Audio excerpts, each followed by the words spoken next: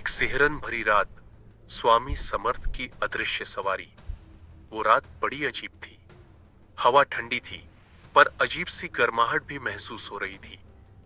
लोग अपने घरों में सो चुके थे, पर एक आदमी अब भी चौपाल पर जाग रहा था। उसकी आंखों में भय और आशंका थी। अचानक कहीं से बैलों की घंटियों की आवाज आई, लेकिन गांव के सारे बैल तो बंधे हुए थे। फिर यह आवाज कहां से आ रही थी? और बस उसी क्षण उसके सामने जो दृश्य प्रकट हुआ, उसने उसकी जिंदगी हमेशा के लिए बदल दी। अब कहानी यहीं से सच्चे अर्थों में शुरू होती है। गांव का नाम था परली जागीर। घने जंगलों के बीच बसा यह गांव अंधविश्वासों और रहस्यमयी कहानियों के लिए मशहूर था। वहां रहने वाला गंगाधर शेठ पुराना व्यापारी था, बुद्धिमान लेकिन आत्मगर्व से भरा हुआ। उसे चमत्कारों पर तनिक भी विश्वास नहीं था।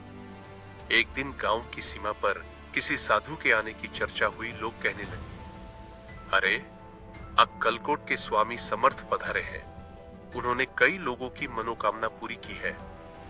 गंगाधर ने मुस्कुराते हुए कहा, अगर इतने ही महान हैं, तो मुझे खुद आकर दर्शन दे। मैं घर से बाहर नहीं जाऊंगा। यह शब्द उसने बिना सोचे समझे अहंकार में कहे थे। उसी रात कुछ अजीब हुआ। गंगाधर के गोदाम में रखा सारा अन्न गुम हो गया। अलमारी बंद थी, तालों पर धूल जमी थी, फिर भी अंदर कुछ नहीं था। तहखाने की दीवार पर घी और चूरन के निशान थे, जैसे किसी ने बड़े प्रेम से भोग लगाया हो। यहां तक कि एक जगह मिट्टी पर किसी के पगचिह्न छपे थे, साधु जैसे पैरों के। गंगाधर ने नौकरों पर शक किया, मगर सब डरे हुए थे। गांव के कुछ बुजुर्ग बोले, यह स्वामी समर्थ का आगमन सूचक है। अगर तुम सच्चाई से उनकी प्रार्थना करोगे तो रास्ता मिल जाएगा। वह हंसा, यह सब तुम्हारा भ्रम है। पर अगले ही दिन उसका सबसे प्रिय बैल अचानक बीमार पड़ गया। वैद्य ने कहा, हवा लगी है। पर जब गंगाधर ने इसकी खबर सुनी, तो पाया बैल की आंखों में आंसू हैं, जैसे वह कुछ कहना चाहता हो। उसी रात बारिश तेज हुई। बैल की हालत बिगड़ गई। गंगाधर उसके पास बैठा रहा। मध्यरात्रि को बिजली कौंधी और उसी प्रकाश में उसने देखा एक वृद्ध साधु वहीं खड़े हैं। उनके वस्त्र गिरुए, बाल उलझे हुए, आंखों में असीम करुणा। उन्होंने कहा, वत्सा, तू फार अभिमानी झाला आहेस, पण देव कधीही दंड देत नाही, फक्त शिकवितो।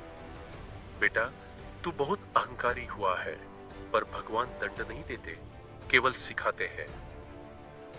गंगाधर अवाक रह गया। उसने पूछा, आप कौन हैं? वे बोले, अक्कलकोट स्वामी समर्थ। जैसे ही उन्होंने हाथ उठाया, बीमार बैल उठा और शांति से खड़ा हो गया। उसके माथे से भाप निकल रही थी, जैसे अंदर की सारी पीड़ा मुक्त हो गई हो। गंगाधर जमीन पर गिर पड़ा। स्वामी, मुझे क्षमा करें, मैंने आपको चुनौती दी थी। स्वामी मुस्कुराए, बेटा, बिना श्रद्धा के ज्ञान अधूरा होता है। यह कहकर वे जैसे धुएं में विलीन हो गए। अगली सुबह गांव वालों ने देखा, चौपाल से लेकर गंगाधर के गोदाम तक मिट्टी पर रथ के पहियों जैसे निशान थे, और हर निशान के साथ हल्की सुगंध फैली हुई थी। लोग समझ गए कि रात को स्वामी समर्थ स्वयं वहां आए थे। गंगाधर ने उस स्थान पर एक छोटा मंदिर बनवाया और वचन दिया, अब मैं प्रत्येक अमावस्या को यह स्वामी समर्थ का भंडारा करूंगा। धीरे धीरे यह स्थान अदृश्य सवारी वाला मंदिर कहलाने लगा। कहानी यही समाप्त नहीं होती। कई वर्षों बाद गंगाधर बूढ़ा हो गया। एक रात मंदिर में अकेला बैठा था।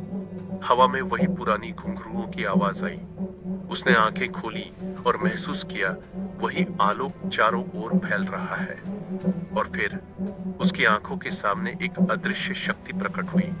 उसने देखा कि दीपक की लौ हवा में टिमटिमाने लगी, मानो कोई हाथ उसकी रक्षा कर रहा हो। वह पुकारा, स्वामी। आवाज आई, वत्सा, मी सदैव इथेच आहे। बेटा, मैं हमेशा यही हूं। उसके बाद से वह दीपक कभी नहीं बुझा। भले ही तूफान आए, आंधी चले, पर मंदिर के भीतर वह ज्योति जलती रहती है। समय बदल गया, पीढ़ियां बीत गईं, लेकिन हर अमावस्या की रात गांव वाले अब भी उस दीपक के पास बैठते हैं। वे कहते हैं, कभी कभी हवा में रथ की छाया सी दिखाई देती है, 4 सफेद बैल और उनके ऊपर तीर्थ पुरुष जैसा कोई प्रकाश। जब कोई नवयुवक पूछता है, यह सच है क्या, तो बुजुर्ग बस मुस्कुरा कर कहते हैं, श्रद्धा और अनुभव में कभी प्रश्न नहीं किए जाते। इस कथा का संदेश यही है कि स्वामी समर्थ का चमत्कार सिर्फ रोग हटाने या धन देने का नहीं था। वह मनुष्य के भीतर छिपे अभिमान को मिटाकर भक्ति की गहराई जगाने का माध्यम था। गंगाधर का अभिमान टूट गया, लेकिन उसे जीवन का सबसे बड़ा ज्ञान मिल गया। श्रद्धा और विनम्रता ही जीवन की सच्ची संपत्ति है, और जिसने इस सत्य को पहचान लिया, उसके जीवन में हर दिन स्वामी समर्थ की अदृश्य सवारी चलती है, मन के भीतर प्रकाश फैलाती हुई।